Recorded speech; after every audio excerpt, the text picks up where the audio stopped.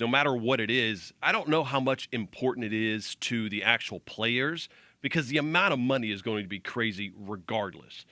But I look at this and go, this is what an agent can sell. An agent right now, and I think it's what Torrey Gandy, who's DK Metcalf's agent, he's able to say, listen, you come to me. I'm going to get you paid. I'm going to get you almost guaranteed money because of how I know how to negotiate with the Seattle Seahawks and NFL. And oh, by the way, guess what? I'm getting ready to get Deebo Samuel paid as well. So, I mean, the big winner of this is you start looking forward. Yes, it is DK Metcalf, of course, as his agent because they're going to get absolute bags of money, okay? It also is the Seahawks because they locked in a true star at a young age. He's not going to be a holdout. But the true winner here, I think, is Trey Lance because now that this deal got done, the framework for Deebo Samuel's deal is going to get done, which is going to be monstrous. You did not want to have Trey Lance going in and not having Deebo Samuel a happy camper going into this upcoming season, in which the 49ers can make some waves.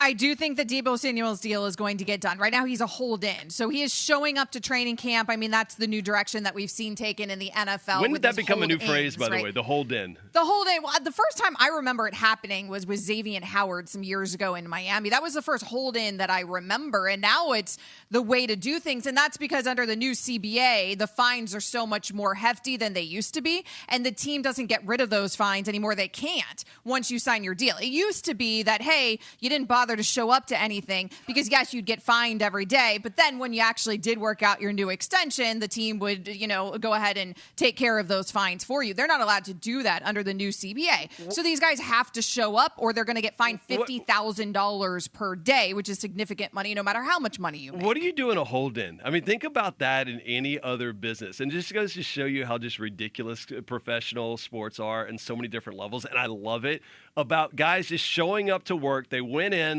Do they get dressed? Do they hang out? Are they on their phone during the hold-in? This is hilarious to me about how they'll show up and be like, I ain't doing that today. I'm holding in. I'm holding in. I'm sitting here and I'm watching y'all do all the things that I'm going to refuse to do over here because of my contract situation.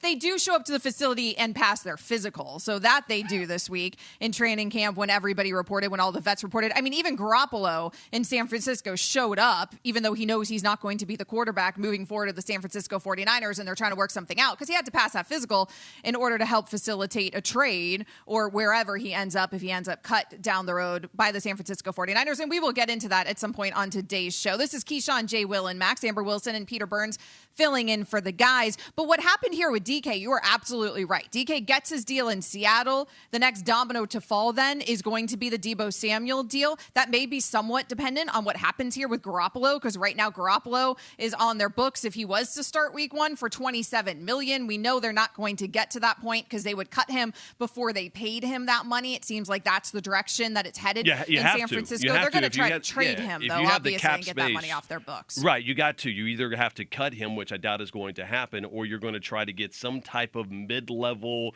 give me a fifth-round pick, and I would love for it to be the Seahawks, especially now with DK Metcalf, because I want to see the drama of someone getting traded their own division. But Amber, they're not going to trade him to the Seattle Seahawks. At this point, you're going to trade him outside of that division, and could it be the Giants right now? And have them and Daniel Jones. I'm all in for a little quarterback competition over there for the Giants. I'm in on that as well. I've always said that could be a really interesting landing spot there for Garoppolo when the Giants didn't pick up Jones' fifth-year option on his contract. But I do think with DK, what's interesting about what Seattle just did, Peter, is they're signaling to us, at least in my opinion, that they're not in a full rebuild, which has been confusing because it seemed like they were in a full rebuild, right? But if you're in a rebuild, you're going to rip it down to the studs and then rebuild it. And I never understood why Pete Carroll would want to be part of a rebuild, frankly, at 70 years old. But with them committing to DK now for the next 3 years and trying to maintain their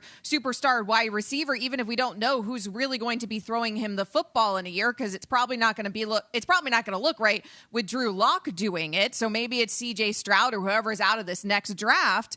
Then DK is going to be there to help that next guy up, right? Or the next free agent quarterback, right? And because then you'll look at it and go, hey, what entices me? So Russell Wilson chose the Denver Broncos because what enticed him is what brought him the success in Seattle, which was a great defense. And hey, you can win a championship here. Thanks for watching ESPN on YouTube. For live streaming sports and premium content, subscribe to ESPN Plus.